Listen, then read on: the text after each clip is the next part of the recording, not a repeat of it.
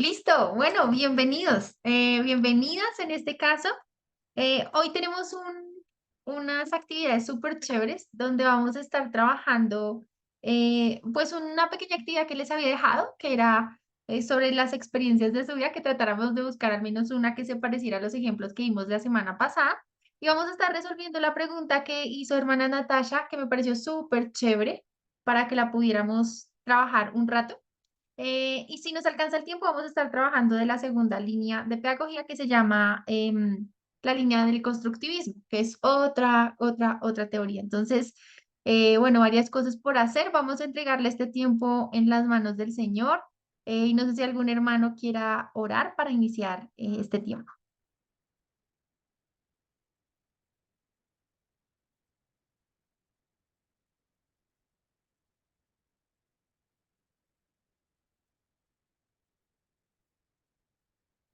Bueno, entonces vamos a entregarle este tiempo en las manos del Señor.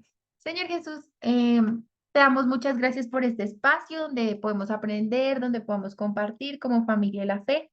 Te lo entregamos a ti. Queremos que este sea un tiempo donde tú seas glorificado, donde tú seas honrado, donde adquiramos herramientas que sean útiles en diferentes contextos de nuestra vida, donde podamos ser útiles también al servicio de tu obra, Señor.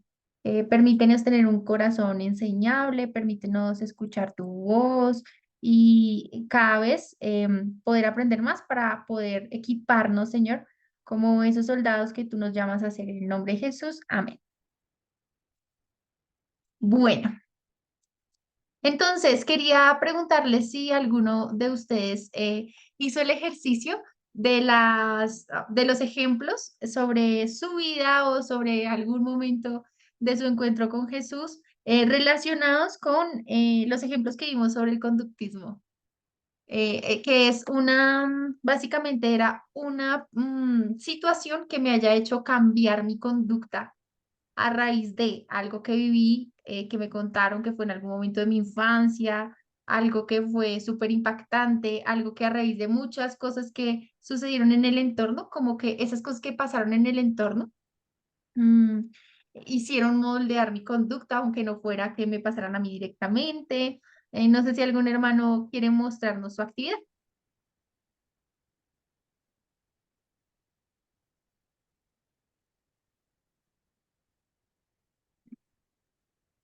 Yo la hice, pero, Súper. ay, Dios mío. Sí, cuéntanos. Bueno, yo quería comentarte al introducir mi actividad, que fue una actividad que descubrí cuando hacía la remembranza, llamémoslo así. Es decir, me descubrí de cosas y cómo yo reaccionaba a raíz de esta remembranza. No sé si es válido lo que yo hice, no sé. Claro, Y súper. es la historia de, no sé si todos conocemos o tenemos memoria de lo que sucedió en los años 50, la persecución o la guerra de los chulavitas, que eran una policía secreta de los conservadores en contra de los liberales. Yo no había nacido, yo nací un poquito después, en la mitad del 50 al 60, pero sí tuve toda esa historia contada por medio de mamá, eh, y fue algo que marcó mi vida muchísimo, pero no sabía que había impactado de tal manera, ¿no? Y los chulavitas, papá era médico y fue a hacer su año después de graduado de medicina de la Nacional. Lo mandaron, no sé si a hacer las prácticas en Barranca Bermeja, y él toda la vida le gustó la política y era miembro del movimiento revolucionario liberal. Y cuando llegó esta situación, bueno, la persecución contra los liberales era tan brutal como me la contó mamá, no te puedo decir que el vecino de la casa de ellos, llegaron los chulavitas y le preguntaron al niño, ¿dónde está tu papá? Y el niño de 3 años dijo, él se escondió en el tanque del agua. Él vació el tanque del agua y de allá lo bajaron y lo mataron. Y seguía papá y cuando llegaron los chulavitas a la puerta de la casa, mamá dijo, no les voy a decir dónde está mi esposo, él no está aquí en la casa, pero tampoco les voy a decir dónde está. Y primero mátenme a mí. Entonces los chulavitas le dijeron, nosotros no vinimos a matar al doctor Taylor, vinimos con un mensaje para él. Entonces mamá les dijo, ¿cuál es el mensaje? Déjenmelo a mí y yo les digo. Eh, el hijo del comandante tal, yo no me acuerdo el nombre, está enfermo y, y el comandante le dice que si él le salva al hijo, él lo saca de Barranca Bermeja vivo con toda su familia, que él se responsabiliza de eso. Entonces, bueno, papá, no sé exactamente detalles de cómo llegó al hospital, efectivamente llegó al hospital, y él dice que el primer tacto que le hizo en el estómago al niño, el niño pegó un alarido impresionante y papá dijo hay que operarlo inmediatamente porque puede tener peritonitis o apendicitis eh, y lo metieron al quirófano y operó y había mucho riesgo, dice papá que el 99% de que el niño muriera. Papá no era cristiano, papá no profesaba eso y los chulavitas no lo dejaron salir del hospital hasta que el niño no mejorara, es decir, si el niño moría, mi papá lo mataban. Y 3 días después el niño mejoró, o sea, todo el tratamiento, el procedimiento que él hizo y efectivamente lo sacaron, le quitaron todas sus propiedades, todo lo que tenía y lo sacaron vivo con mi mamá y mi hermano y llegaron a Cartagena de donde es papá y ahí después de ciertos años, no sé exactamente un año o algo, fui engendrada. Entonces yo, todo esto viene a una remembranza que yo crecí como mi papá siendo un héroe y para mí mi papá era todo y yo me acercaba a mi papá a consultarle, a pedirle, y hoy entendí haciendo la tarea que desde ese momento Dios me tenía predestinada y fue Dios quien hizo el milagro de sanar al niño, porque yo debía nacer de ese padre y de esa madre y que fue un milagro de Dios y que el mundo espiritual, qué pesar que mi papá pues no estaba en ese momento relacionado con Dios, pero hoy yo reconozco que fue la mano de Dios y un milagro de Dios y que sin Dios no somos nada. Mi papá tenía fama de ser un médico excelente, pero era la voluntad de Dios y el milagro lo hizo Dios. Y yo crecí con mi padre como un héroe, como mi padre como un sapiente, mi padre como todo.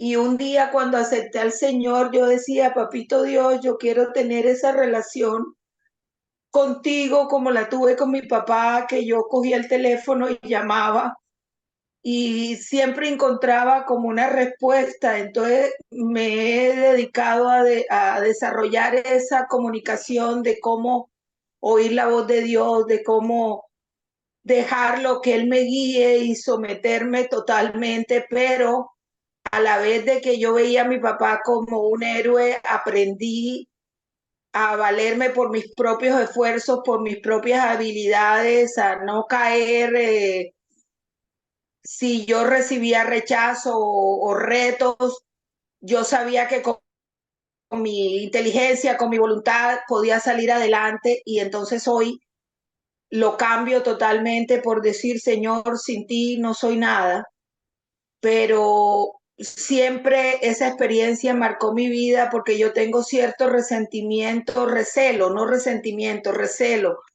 Por ejemplo, yo veo a los policías aquí en Estados Unidos y los saludo, los respeto y de todo, pero no quiero que ni se me acerque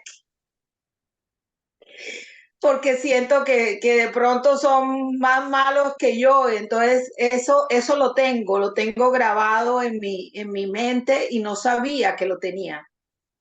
¿Y por qué yo reaccionaba así? Porque mi nieto se burlaba y me decía, Tata, tú le tienes miedo a los policías. El otro día me paró un policía estando el chiquitico de 12 años porque tenía un stop eh, quemado y yo ya temblaba. Entonces,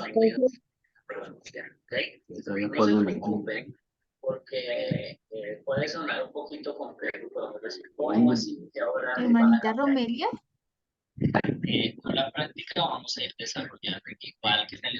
mm, hermanita Romelia, tienes el micrófono encendido. Soy de la otra clase, pero alguien me le dio al celular. Qué pena. Ah, bueno. Qué pena.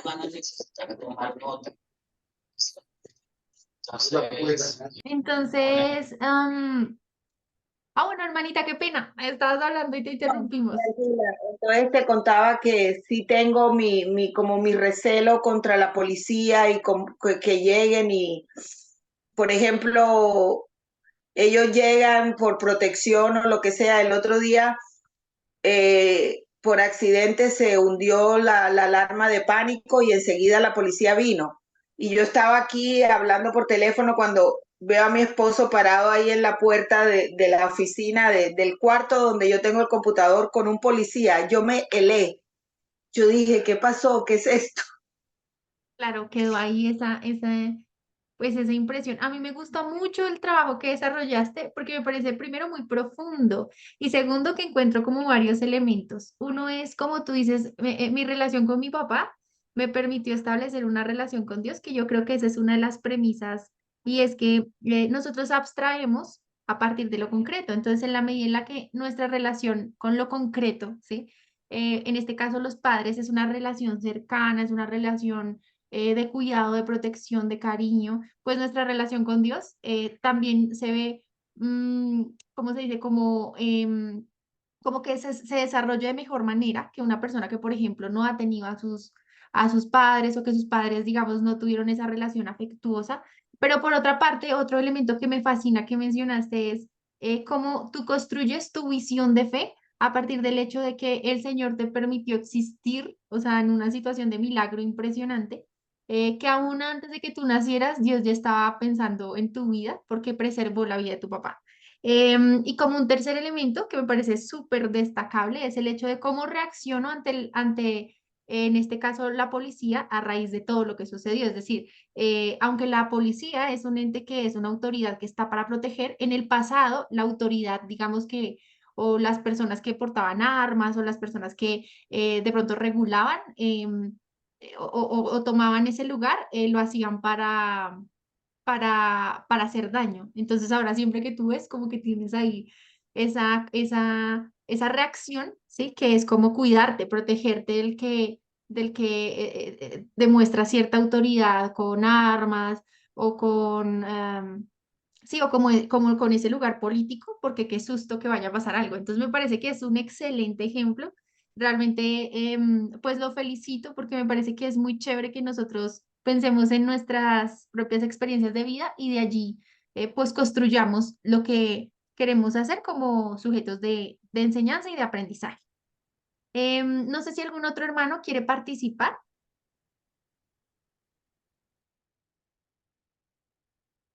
Bien. Entonces, me recordaste un video que me parece genial, es sobre unos bebés. Y resulta que los bebés habla de la importancia de la emoción. Hoy vamos a hablar cómo aprende el cerebro, ¿cierto? Y es sobre unos bebés que tienen unas situaciones muy particulares. Me encantaría que pudiéramos observar un momento este video y que creo que tiene mucho que ver con el hecho de cómo nos portamos a raíz de las situaciones que vivimos. Entonces aquí dice el efecto de la privación emocional y la negligencia de los bebés. Vamos a observar. Entonces dice, niños criados en condiciones favorables. Emmanuel, élevé dans sa famille, est avide de saisir tout objet nouveau en vue d'une exploration active. Entonces dice, este es Emanuel. Emanuel tiene unos cubitos y está súper contento relacionándose con sus cubitos. Básicamente es una situación donde nadie le dice qué hacer, ¿no? Porque es un bebé. Solo estamos mirando cómo se relaciona con un objeto que aparece ahí en el entorno. Le passer d'une main à l'autre, le porter à la bouche, par exemple.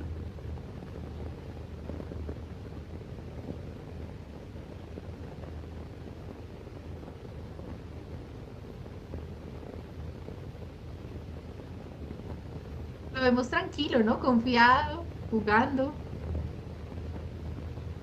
experimentando. Totalement absorbé par ces manipulations, l'enfant prête peu d'attention à son entourage.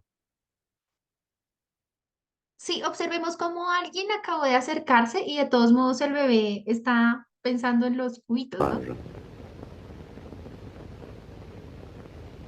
Christine, régulièrement confiée à une crèche de jour, ne semble pas présenter un comportement différent de celui de l'enfant précédent. Elle saisit les cubes des deux mains,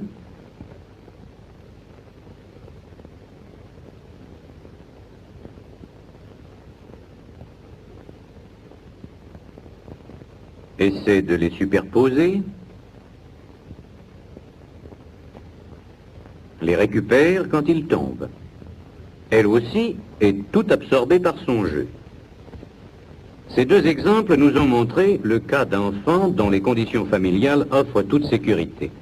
Par contre, lorsque ces conditions sont défavorables, au point de nécessiter un retrait et une hospitalisation, le comportement du nourrisson va s'en ressentir, ainsi qu'en témoigneront les séquences suivantes.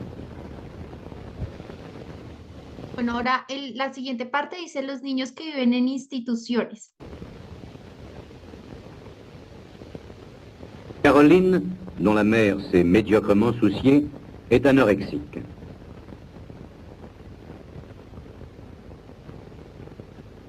Cet enfant porte bien la main à un cube, mais en fait elle s'y intéresse faiblement.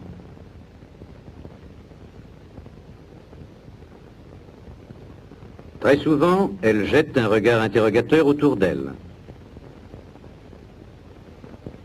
Son exploration reste active, mais elle semble surtout préoccupée par son entourage. Dans les cas qui vont suivre, le souci croissant de l'environnement et l'inquiétude décuplée auront pour corrélatif un amoindrissement de...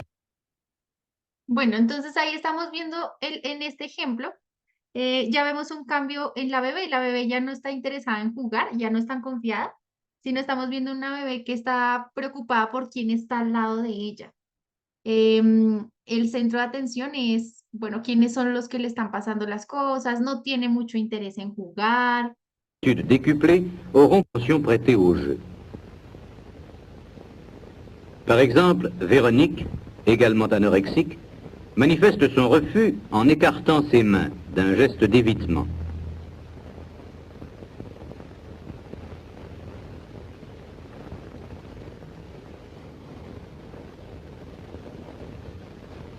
Si Bueno, si vemos mira, este caso es un poquito más triste, ¿no? Es el caso de una nena que casi que para nada... finalement elle saisit un cube, les regards inquiets qu'elle jette autour d'elle témoignent de son anxiété. Son attitude est figée, elle ne joue pas.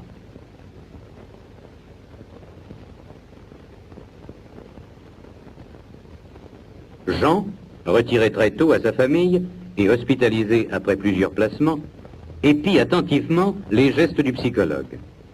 La carence affective dont cet enfant a souffert semble faire primer chez lui le besoin de contact social qu'on pourrait motiver par le désir intense de l'enfant de trouver un substitut maternel.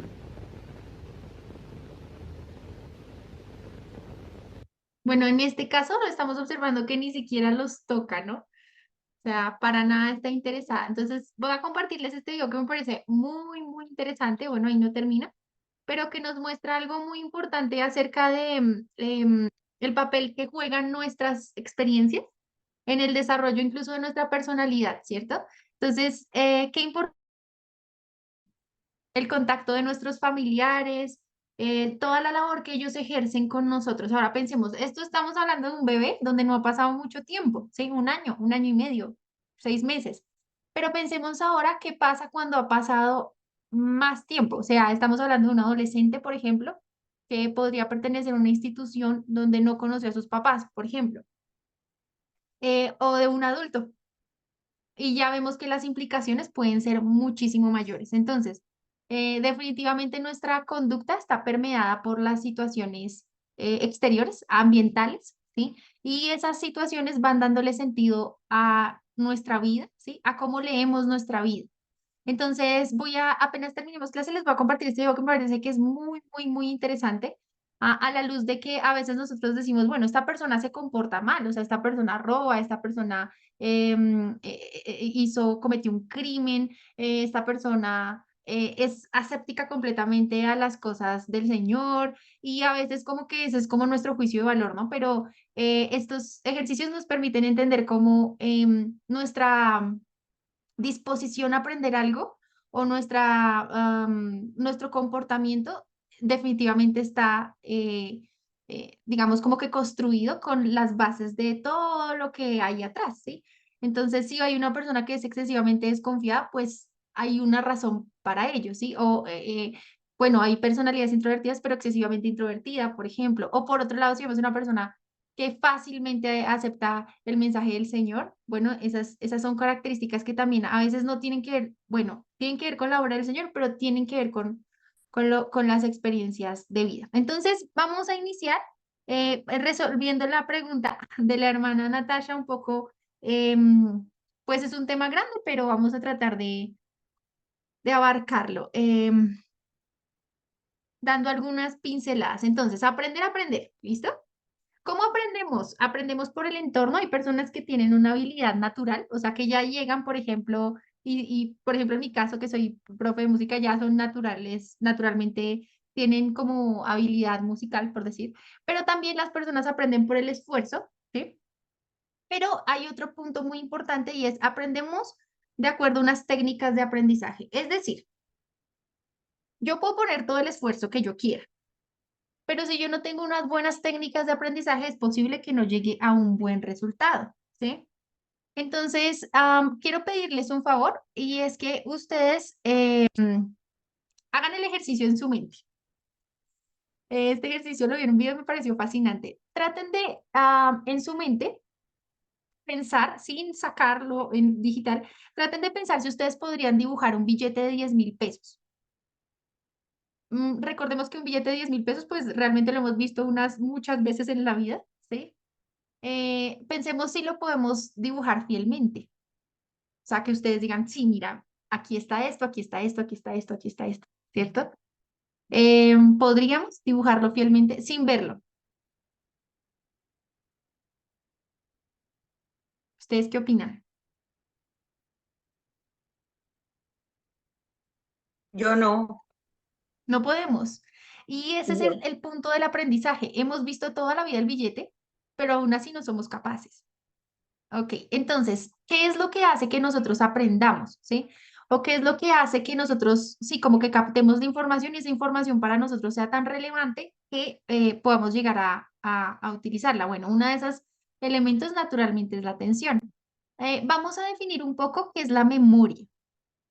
Entonces, muchas personas dicen como que la memoria es a base de la repetición, em, digamos como un almacén, piensen en una biblioteca como un almacén donde yo puedo decir exactamente igual cierta información. Es decir, como si terminada la clase ustedes pudieran decir todas las palabras que yo dije como si fuéramos unos robotcitos. Algunas personas ven la memoria de esa manera, pero realmente la memoria no es tanto como una biblioteca, ¿sí? Y nosotros como la inteligencia artificial de la que hablamos tanto, sino que la memoria es más bien como una red, ¿sí?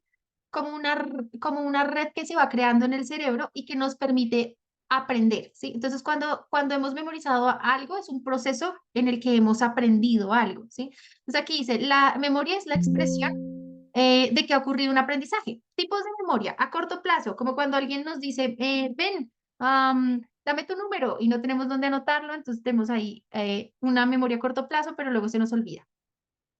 Memoria episódica. Esta memoria es muy importante, se llama memoria episódica o autobiográfica, porque esta memoria nos habla de eventos que sucedieron en un espacio-tiempo. Por ejemplo, cuando yo era niña, en el colegio me llevaron a Panac, ejemplo, ¿sí? Eso sucedió cuando yo tenía más o menos unos 10 años, entonces sucedió en un tiempo específico, ¿sí? En un momento específico de la vida. Ahora, hay otra memoria que es semántica, que es la que nos permite aprender ideas, hechos, conceptos.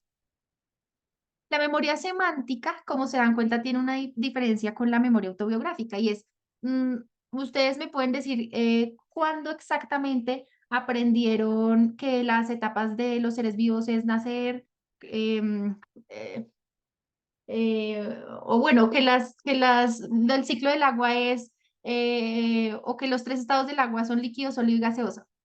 Probablemente nosotros digamos, no tengo ni idea, no tengo ni idea de cuándo me lo aprendí, o sea, no me sé el día, ¿sí? Es decir, no hay un espacio-tiempo para haber aprendido el concepto. La memoria no tiene claro el espacio-tiempo, pero sí tiene la idea clara. Entonces, vamos a trabajar mucho sobre la memoria episódica y la memoria semántica. Hay otros tipos de memoria sensorial, procedimental, prospectiva, declarativa, pero nosotros nos vamos a centrar en lo que digo que es autobiográfica y semántica.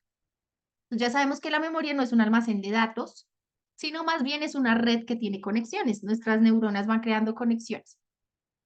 Ahora, hay un autor que se llama David Auswell, que él quiso hablar un poquito de el aprendizaje significativo, es decir, cuándo un aprendizaje es significativo y qué características tendría. Voy a compartirles otra pantalla para que podamos investigar un poquito acerca de él.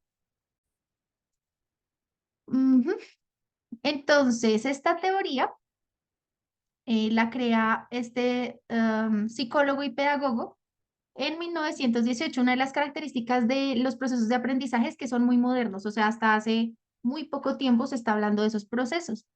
Entonces, dice aquí, para él la enseñanza es el proceso por el cual se le ayuda al estudiante a que siga aumentando y perfeccionando el conocimiento que ya tiene, en vez de imponerle un temario que debe ser memorizado. Em, Entonces, esto es muy importante. La teoría del aprendizaje significativo supone la necesidad de tener en cuenta los conocimientos previos del alumno para construir desde esa base los nuevos conocimientos.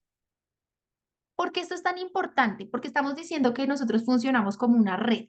Entonces, si yo les digo la palabra inteligencia, entonces nuestro cerebro busca en esa red de conocimientos inteligencia, yo soy inteligente para, me dijeron que inteligencia es la capacidad de, alguna vez fui a un seminario sobre la inteligencia, es una red de conexiones.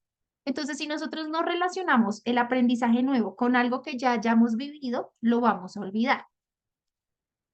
Fijémonos que en el ejercicio de la semana pasada, yo creo que la hermana Natasha probablemente nos debe olvidar del concepto conductismo, porque ella pensó, bueno, yo cuando estaba en esta etapa sucedió que, entonces relacionaste una experiencia con un concepto nuevo, que el concepto que estábamos trabajando en ese momento era conductismo, ¿sí? Conductas, desarrollo de conductas. ¿Por qué se desarrollan las conductas? Entonces, buscar una experiencia, buscar elementos antiguos para relacionar elementos nuevos es lo que conocemos como aprendizaje significativo.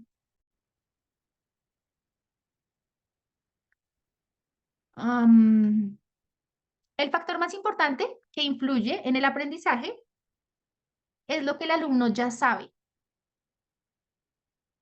Determinar esto y enseñarle en consecuencia. Esto es lo que dice David Auswell. El conocimiento verdadero solo puede nacer cuando los contenidos tienen un significado a la luz de los conocimientos que ya se tienen. Por eso el conocimiento nuevo encaja en el conocimiento viejo, pero este último a la vez se ve reconfigurado por el primero. Bien, por otra parte, quiero tratar con ustedes otra teoría, que es una teoría que creó desarrolló Howard Gardner. Y él dice que nosotros somos inteligentes para diversas cosas. Entonces él habla de las inteligencias múltiples. Dice que hay inteligencia espacial, que hay inteligencia lingüística, inteligencia musical, inteligencia intrapersonal, interpersonal. Entonces uno a veces dice, bueno, pero yo, ¿por qué no aprendo esto? Entonces él dice, no, lo que pasa es que no hay una inteligencia. Es decir, si no aprendes esto no significa que tú no sabes o que ya no eres inteligente, ¿sí? Sino que nosotros tenemos diversas inteligencias. Él habla de 8, pero realmente se ha estudiado muchas más inteligencias que no son 8, sino muchísimas más. Ya les estoy compartiendo pantalla para que podamos observar ahí. Entonces, interpersonal, intrapersonal, naturalística, corporal, matemática. ¿Sí? No sé si están observando la diapositiva.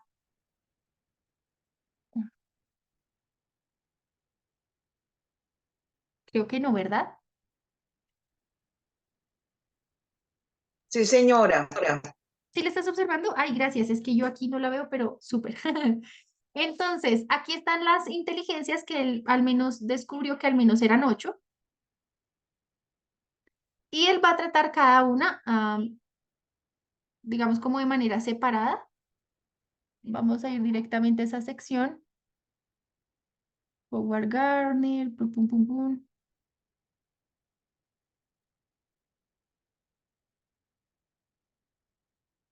Entonces dice, cada persona posee las 8 inteligencias y cada persona tiene capacidades en las 8 inteligencias.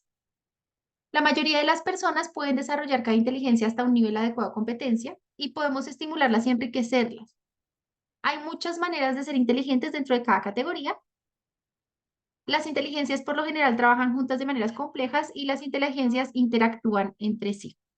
Es decir, digamos, tener una buena inteligencia corporal me va a ayudar a tener una buena inteligencia lógico-matemática o una buena inteligencia musical. Entonces, inteligencia verbal lingüística, ¿cuál es? Es la capacidad y habilidad de manejar el lenguaje con el fin de comunicar y expresar el propio pensamiento. Nos permite recordar, analizar, resolver problemas, planificar y crear. Los que tienen esta inteligencia, ¿qué les gusta? Les gusta leer, les gusta escribir, les gusta contar historias, cuentos, jugar con palabras, memorizar fechas y datos. Normalmente son personas que pueden contar chistes de los cuales los demás se ríen, es decir, personas a las que les gusta el humor. Entonces pensemos, esta es una inteligencia, todos las tenemos, pero esta es una inteligencia fuerte en mí. La siguiente inteligencia es verbal lingüística. ¿Qué profesiones están allí? Bueno, es la misma. Escritores, poetas, abogados, periodistas, redactores. ¿Qué materiales? Libros, periódicos, revistas, diccionarios, procesador de textos.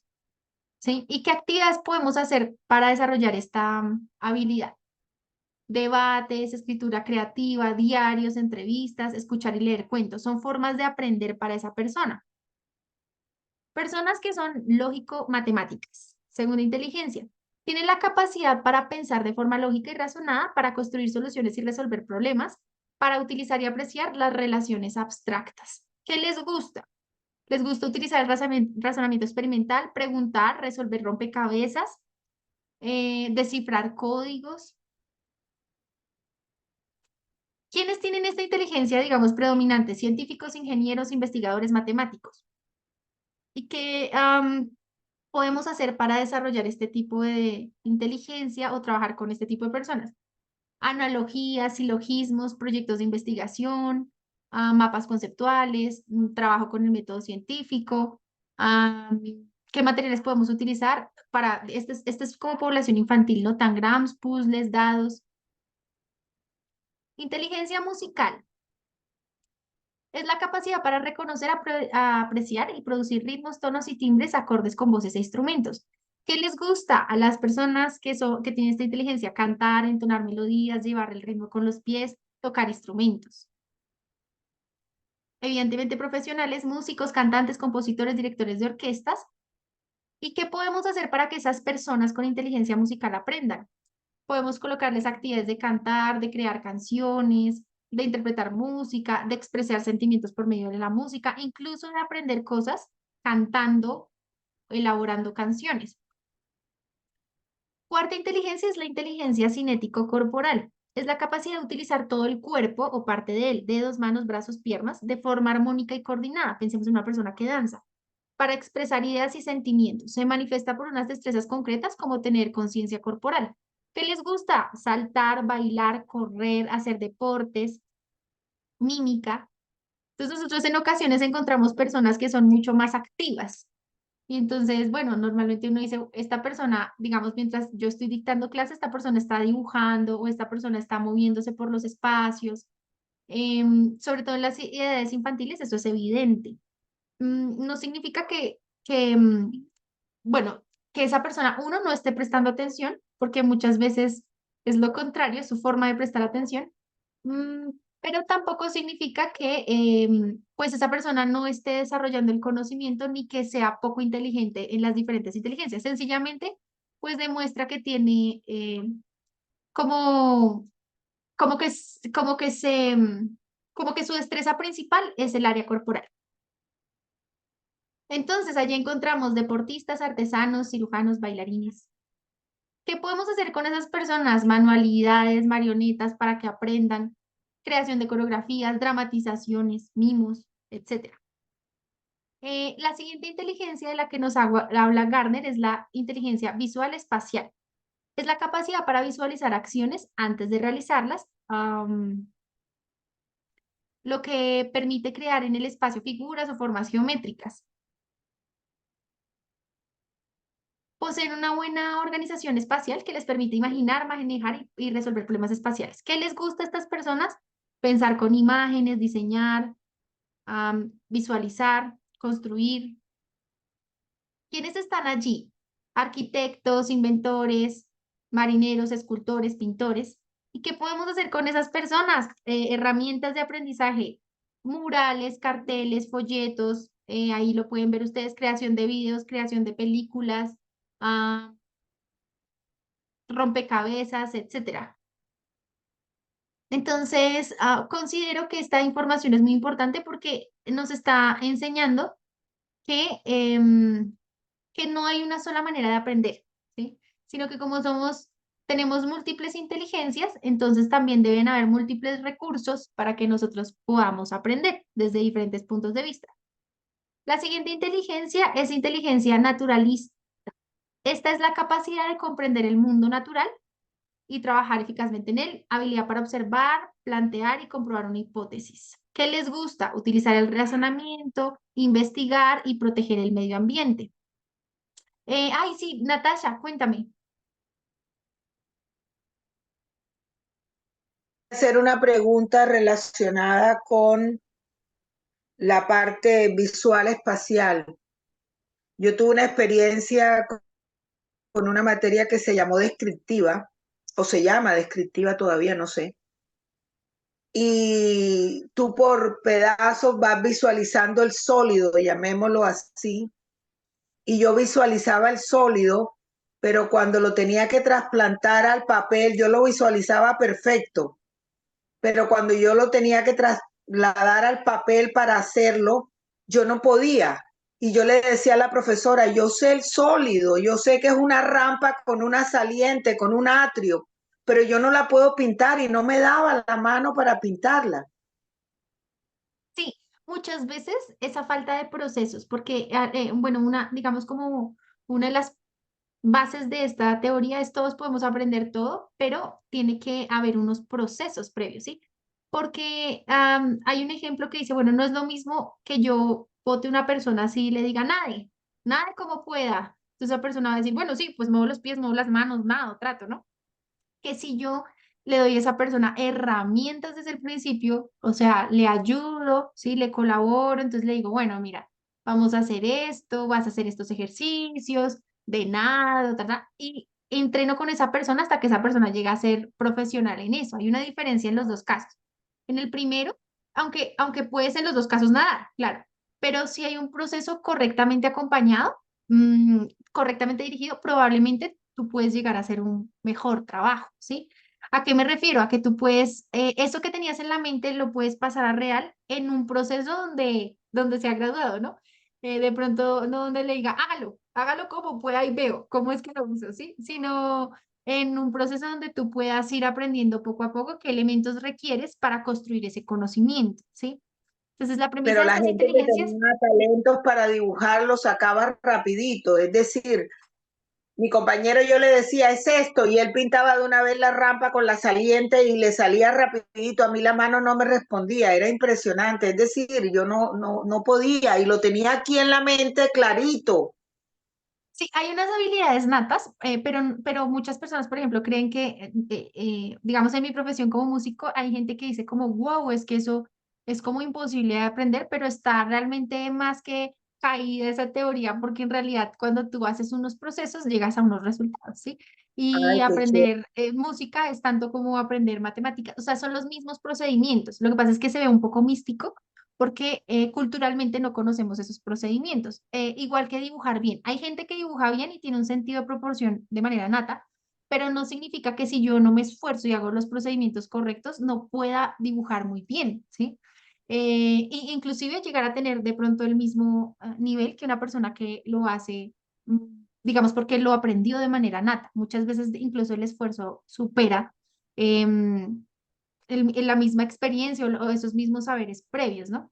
Entonces, bueno, ahí está chévere que tuviste ahí mm, como esa habilidad nata, como esa predisposición, ¿sí? Hacia la proporción, bueno, hacia lo geométrico, que sería esta inteligencia, pero no significa que no se podía haber desarrollado, ¿sí? O sea, que con un buen trabajo tú no hubieras podido hacer lo mismo, ¿cierto? En un proceso de formación. Bien. Em, listo. Ahora, entonces inteligencia naturalista, dice aquí. Vamos a ver quiénes están allí. Biólogos, botánicos, geólogos, veterinarios. ¿Qué podemos hacer? Laboratorios, actividades con grabadora, cámara de video, actividades en entornos naturales, diarios de observación, reconocimiento de relaciones, cómo clasificar, categorizar, comparar, utilizar elementos como lupas, microscopios, proyectos de investigación, ¿sí? Inteligencia intrapersonal, la siguiente, capacidad de acceder a los sentimientos y pensamientos propios. Se refiere a la autorreflexión, metacognición y autopercepción que una persona tiene de sí misma. Bueno, esta es una inteligencia que normalmente omitimos en la sociedad, ¿no? Entonces, el que es lógico, matemático, científico, artista, bueno, eso es de pronto una habilidad, pero vemos una persona que tiene esta inteligencia y realmente pensamos como, ay, como que no sirve de mucho, pero en realidad es una inteligencia bastante valiosa. ¿Qué les gusta? La autorreflexión, fijarse metas, meditar, soñar, planificar, el orden, estar callados, trabajar solos. Son como algunas de las características. ¿Quiénes están ahí? Profesionales, psicoterapeutas, líderes religiosos, psicólogos, filósofos. ¿Sí? Pensemos en esto, muchas veces tenemos una profesión y de pronto no era nuestro fuerte, no era nuestra inteligencia así, bueno, a veces tenemos dos o tres inteligencias fuertes, ¿no? Mm, ¿Será que tiene que ver con lo que estoy haciendo en este momento a nivel profesional? Bueno, material, lugares para trabajar en silencio, diarios, proyectos individuales, autoevaluaciones, manifestación de sentimientos a través del arte. Miren toda la cantidad de actividades que salen para poder sí, adquirir conocimiento en cada una de las inteligencias. Inteligencia interpersonal. Capacidad para relacionarse con las personas y comprender sus sentimientos, su forma de pensar, sentir y actuar, detectando sus motivaciones, intereses, preferencias. ¿Sí? O sea, capacidad para relacionarme con otros incluye la habilidad para asumir varios roles dentro de un grupo. Y yo creo que esta es una habilidad de las cuales que a mí como que me llama mucho la atención. Les gusta tener amigos, hablar con la gente, intercambiar ideas con otros, dirigir, organizar, relacionarse, mediar, negociar, empatizar. ¿Quiénes están allí? Vendedores, políticos, profesores, trabajadores sociales. ¿Qué podemos hacer para desarrollar conocimiento? Actividades, mesas de trabajo en grupo, juegos de tablero, proyectos individuales, am, aprendizaje en colaboración. Bueno, y hay otras inteligencias allí, ¿sí? Que vamos a ir viendo, mm, porque realmente él propuso 8, pero se han descubierto que son muchísimas y es una manera de enfatizar que puedes llegar a ser puedes especializar el conocimiento y a raíz de eso, pues generar unas habilidades específicas. Entonces, bueno, eso nos va dando luces en nuestro tema. Ya vimos dos características, el aprendizaje significativo de Ausubel, que nos enseña que tenemos que relacionar el conocimiento nuevo con el conocimiento previo, ¿sí?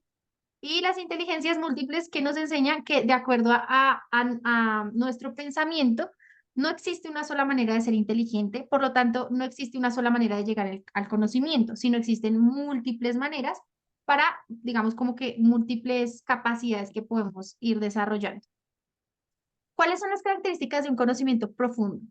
Que sea duradero, es decir, no como la memoria a corto plazo del número de teléfono, sino que se quede en nuestras estructuras de pensamiento, pero para que sea duradero, entonces es un conocimiento que tiene que ser reiterativo, al que tenemos que volver constantemente, que sea transferible, ¿sí? ¿Qué significa esto? Que no solo lo puedo utilizar, es decir, que esta información que estás recibiendo no solo la puedes utilizar en el instituto dentro de esta área, sino que tú lo puedes utilizar en diferentes contextos de tu vida. Si ese conocimiento lo puedes utilizar, es transferible, productivo, es decir, que genere hechos, que genere procesos, que genere resultados de diferente tipo y funcional, que es un poquito similar a transferible, es decir, lo puedo utilizar, lo puedo de pronto como trabajar en diferentes entornos. Ahora la pregunta es, ¿repetir es funcional para nuestro cerebro? Esa es la pregunta. Pues en realidad hay cosas que es bueno repetir. Por ejemplo, si yo necesito aprender un vocabulario, es probable que tenga que repetir. Pero si yo lo que quiero es hacer procesos más complejos, de pronto repetir no es la mejor, no es la mejor elección. ¿Qué pasó con el billete que les propuse hace un momento? En el billete, usted tiene el billete en la mano todo el tiempo, pero jamás le presta atención, ¿sí? Cuando yo quiero hacer procesos, digamos, con el cerebro más específicos, tengo que prestarle atención a mi objeto de aprendizaje. En este caso, el billete. Tengo que encontrar relaciones, tengo que encontrar ejemplos, tengo que tratar de dibujarlo, de escribirlo, de pronto verbalizarlo para que haya un conocimiento. Entonces, no todo se aprende con repetición, ¿sí? Hay cosas como, por ejemplo, los vocabularios, algunos números que puedo aprender por repetición, pero no todas las cosas se aprenden así, sobre todo cuando son hechos conceptos más grandes. Respecto a la concentración, ¿qué papel juega la concentración dentro del aprendizaje? Nosotros tenemos una memoria de trabajo que se le llama así a la habilidad de aprender, al proceso de aprender, que es limitado. Entonces, como es tan limitado, entonces tengo que pensar bien cómo voy a ocupar ese espacio.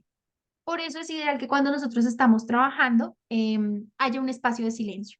Porque si en mi memoria de trabajo, en lo que estoy realizando, también, por ejemplo, encuentro ruidos, es probable que yo vaya a aprender menos o estoy concentrado en dos actividades a la vez, pues es probable que mi cerebro ocupe la memoria de trabajo en dos cosas y entonces no le quede tanta información grabada.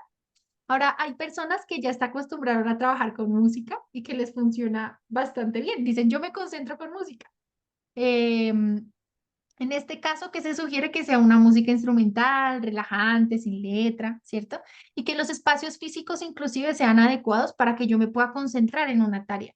Concentrarme incide también en cuánto aprendo o de qué manera aprendo. ¿Cómo aprender mejor? Entonces, lo primero es lo que les decía, pensar en el objeto de aprendizaje, es decir, enfocarme, buscar patrones, analogías, estructuras, ejemplos. Práctica espacial, algo que es muy importante es nuestro cerebro no aprende en una sola sentada todo lo que debe aprender. Él necesita espacios de descanso. Entonces, si lo que estoy aprendiendo es, por ejemplo, piano, yo le digo a los chicos, bueno, entonces vas a estudiar 20 minutos diarios. Ustedes saben que para los devocionales se plantea lo mismo, o sea, siéntate una vez al día o dos veces al día y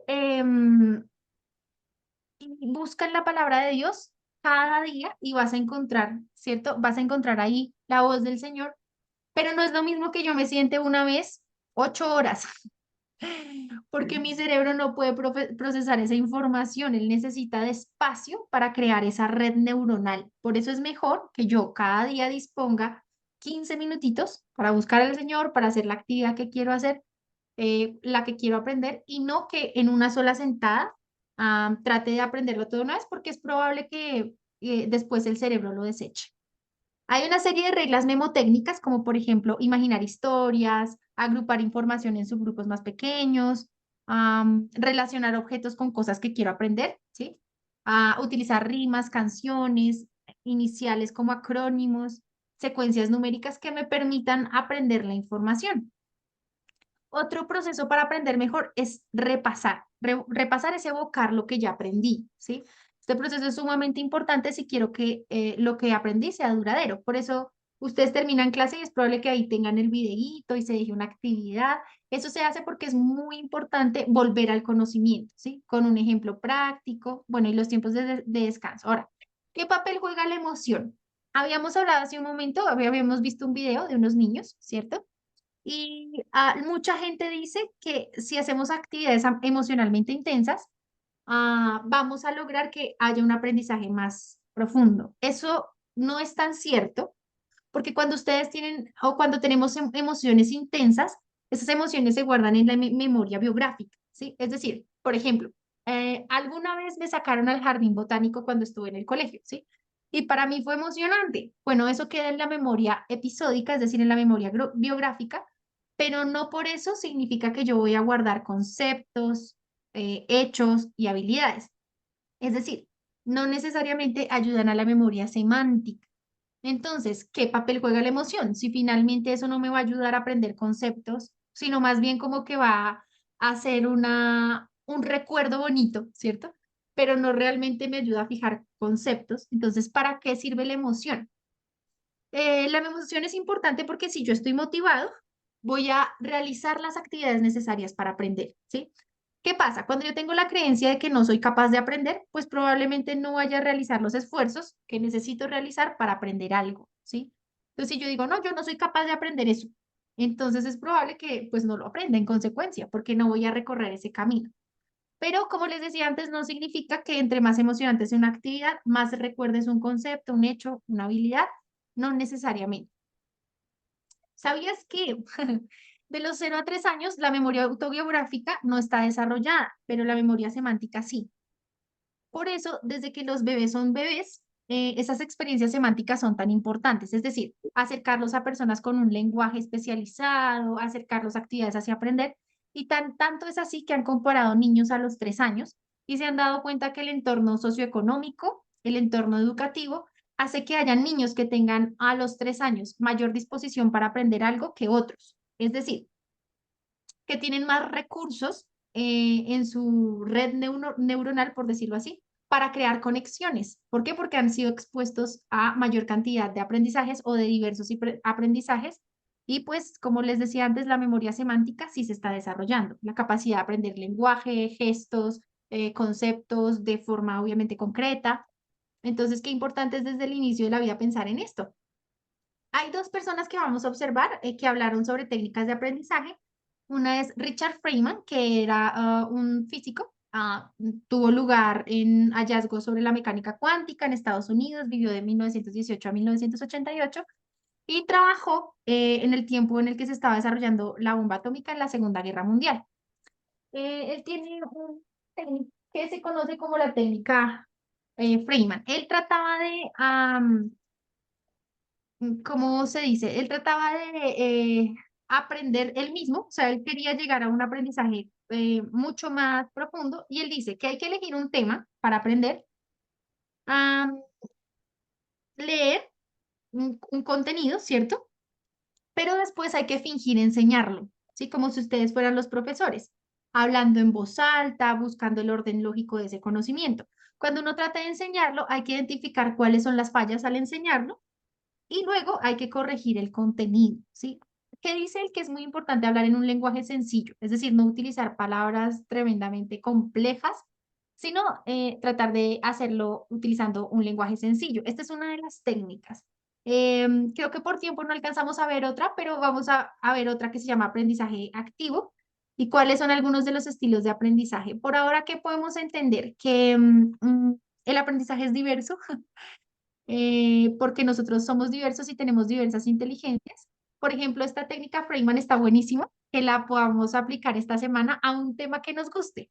Entonces, digamos que el tema que a mí me gusta es la cocina, ¿sí? Entonces, puedo utilizar esta técnica Feynman, que es leer acerca de un contenido, o a alguien le gustan los carros, entonces va a leer sobre los carros, o a alguien le gusta, no sé, em, por ejemplo, las características de los árboles, no sé. elegimos un tema y tratamos de enseñar ese tema y enseñándolo nos damos cuenta de cuáles son las fallas que estamos teniendo y tratamos digamos, como de subsanarlas. Por eso dicen que como que enseñar es aprender dos veces, ¿sí? Porque en la medida en la que tú relatas este conocimiento y lo vas organizando y decodificando, pues para ti mismo va quedando esa información en el cerebro. Esa es la técnica Frame. Y vamos a ir viendo otros métodos de aprendizaje, pero creo que en esta clase ya no alcanzamos a verlos, que nos ayuden como a ir trabajando en ese conocimiento. Esta semana les voy a dejar una actividad, hermanos, y la actividad es definir cuáles son sus 2 o 3 inteligencias fuertes. Hablamos de 8 inteligencias, yo les voy a mandar el diagrama y usted dice, mis 3 inteligencias fuertes son, por ejemplo, en mi caso, interpersonal, musical, ¿sí? Y otra que ustedes elijan. Esas son las fuertes porque, ¿sí? Cada uno va a definir cuáles considera que fueron las inteligencias que desarrolló más, aunque recordemos que el cerebro es una red, es decir, lo que aprendo en el cuerpo me sirve para desarrollar la lógica matemática, que me sirve para desarrollar mi parte interpersonal, es decir, todo se junta en el cerebro, ¿sí? Pero nosotros vamos a definir cuáles son nuestras inteligencias fuertes. Hermana Natasha, ¿quieres hacer alguna otra observación? ¿O algún hermano? La mano se me quedó, perdona, pero sí te quería hacer una observación. El papá de mi nuera desarrolló una enfermedad cerebral que se llama el síndrome de algo y en un momento él se le iban olvidando las palabras y yo dije inocentemente a mi nuera, pero que las escriba. Y entonces ella me dijo, no, si no hay verbalización de palabras, no puede escribir. Entonces yo me quedé helada porque me parecía como que si no puede decirlas, que las escriba, pero no, si se le olvidan las palabras, tampoco puede escribirlas, me decía ella. Claro, el Entonces quería cerebro. preguntar, Ujú. Súper que tratas incluso de esas enfermedades, me parece que son temas muy relevantes los que planteas. El cerebro aprende por el movimiento, es decir, si hubiera una persona completamente estática que ni siquiera los ojos los pudiera mover, pensemos en ese caso, su cerebro tampoco podría aprender. ¿Sí? Si no hay una parte que se mueva, no hay aprendizaje. Nosotros aprendemos en principio por el movimiento, ¿sí? Entonces, cuando se olvida un conocimiento de ese tipo, que en este caso tú hablas de un conocimiento verbal, ¿sí? La capacidad de expresar, probablemente hay otros como regiones del cerebro que también no están funcionando bien, ¿sí? No solamente de pronto esa región verbal, porque recordemos que el cerebro es sistema de conexiones, pero me encanta el tema que estás planteando, que es, ¿qué pasa cuando hay una parte de esa red de conexiones que no funciona, ¿sí? ¿Qué pasa con el resto de las partes? Parece que es algo muy interesante que podemos también trabajar la siguiente semana, porque creo que está chévere como proyecto de investigación. Me gusta mucho el ejemplo que das. yo le puedo preguntar el nombre a ella Por de lo que favor, le diagnosticaron a su papá. Ya él murió, pero él, por buenísimo. ejemplo, él cantaba. Mira qué lindo, él cantaba. Yo tengo todavía el CD que él me regaló que grabó. Y mira que lo primero fue, se le olvidaron las palabras y yo decía, pero que escriba. Y me decía, no, tampoco puede escribir.